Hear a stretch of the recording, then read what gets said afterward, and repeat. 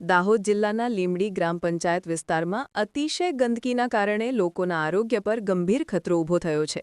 ખાસ કરીને ઝાલોદ રોડ પર આવેલ એક દવાખાનાની સામે અસહ્ય ગંદકીનો માહોલ સર્જાયો છે, જ્યાં કચરાના ઢગલા, દુર્ગંધ અને મચ્છરનું રાજ જોવા મળી રહ્યું છે.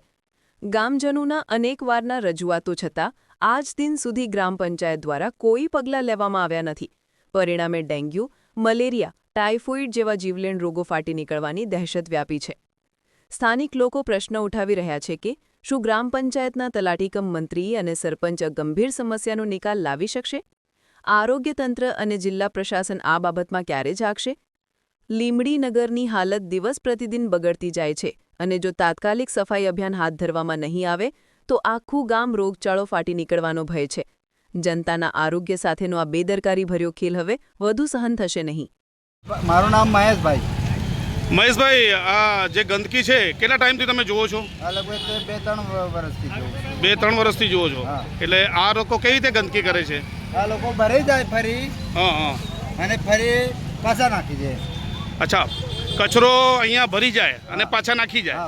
તો અહીંયા અત્યારે તમને શું લાગે છે, આ ગંદકીથી નુકસાન થઈ શકે આપણને શરીરને? હા, નુકસાન તો થાય જ નહીં. હા, કેમ કે રોગ લાગી જાય એમાં. બરાબર, રોગ લાગે એમાં ટાઇફોઇડ, મેલેરિયા, કોઈ પણ જાતનો ડેન્ગ્યુ છે, કોઈ પણ જાતનો મોટી બીમારી થઈ શકે છે. હા, થઈ શકે. ચાલો.